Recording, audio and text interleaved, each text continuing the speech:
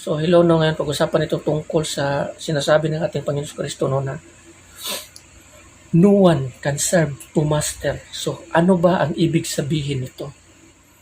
Maraming mga tao na nagsasabi na ang kahulugan daw dito is no one can serve two master. No man can serve God in money. So yan yung nakasulat sa Biblia. So sa panahon noon, money ang distraction sa mga tao.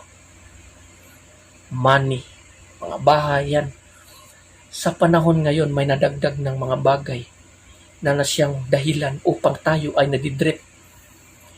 Ano bang nadidrip? Ito yung mga bagay na tayo ay unti-unting napapadpad palayo mula sa Panginoon. Napapadpad tayo palayo sa Diyos. At anong dahilan?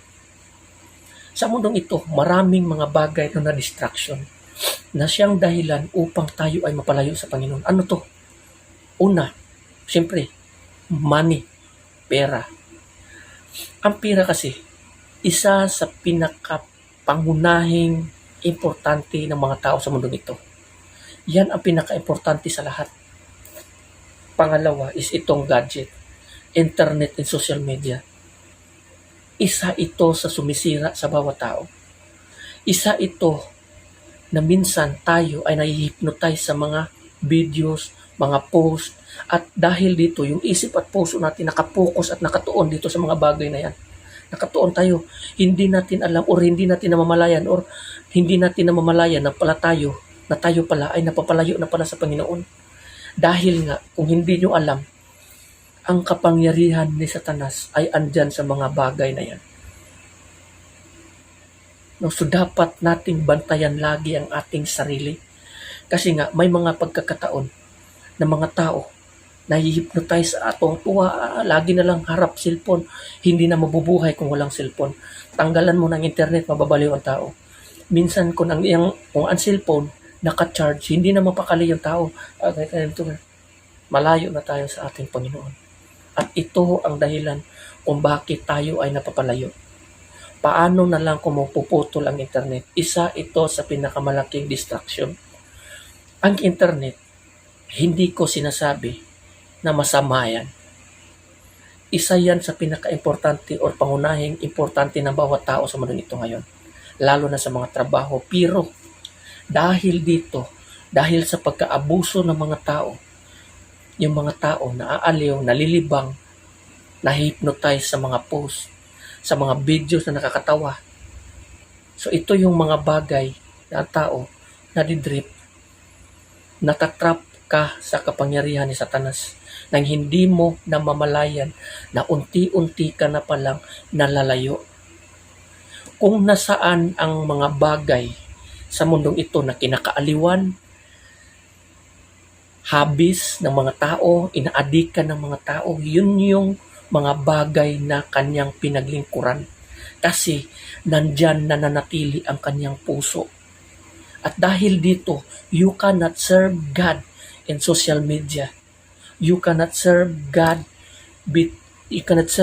in the things of the world. So mag-ingat po tayo na yung puso natin hindi yan ng kadiliman, madadaig ng kadiliman. Kasi pag ganito, talo tayo. Huwag nating sayangin ang pagkakataon. Isang chance na binigay sa atin ng Panginoon.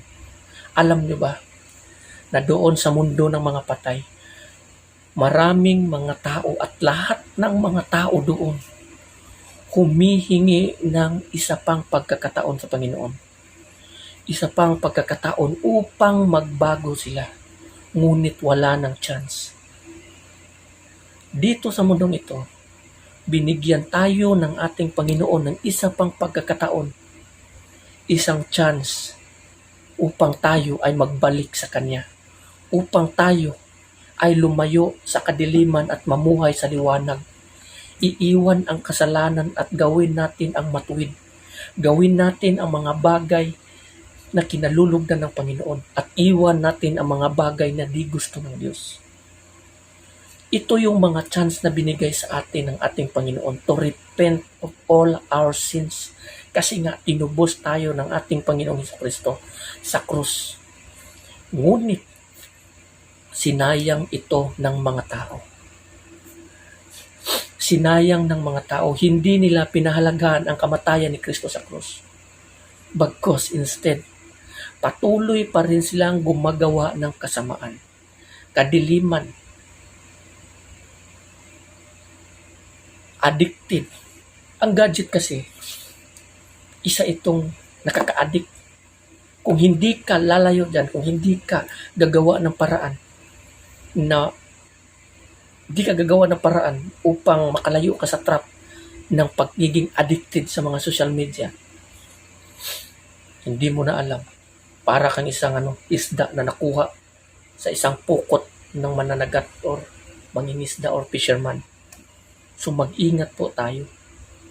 Yang mga internet na yan, hindi ko sinasabing masama yan. Mabuti yan kung ginagamit sa tama. Ngunit kung yan ay gagamitin mo sa mga hindi na tama na siyang dahilan upang ikaw ay mapalayo sa Panginoon, natatrap ka na. Ikaw mismo ang siyang dahilan kung bakit natatrap ka na. Kasi kung nasaan ang mga bagay na kinaadikan mo, andon ang iyong puso. At mahirap makawala kung alipin ka sa mga bagay na yan. How can you serve God kung yung puso mo nandito? Kaya nga sinasabi, no one can serve two master. Pinagsilbihan mo ang Panginoon, pero yung puso mo nandito, yan ang pinagsilbihan mo. Kung titimbangin yan, dito yung Panginoon, dito yung mga bagay, yung mga sinasabi mo, pinupuri ko Panginoon, ngunit pagtimbang na yan, mabigat ito. Kasi nga, nandyan yung kayamanan, nandyan yung puso mo, wala sa Panginoon. So, wag nating sayangin kasi walang tao na makapamangka sa dalawang ilog na sabay. Hindi mo magagawa yan. So, wag nating sayangin ang pagkakataon or chance na binigay sa atin ng Diyos. Wag nating sayangin. So, kasi ang kamatayan, sorpresang darating sa bawat tao. Nagiging sorpresa ito sa bawat taong hindi handa, not prepared for the Lord's return. So kung lagi tayong handa sa pagbabalik ng ating Panginoon, ikaliligayan natin ang kanyang pagbalik at hindi natin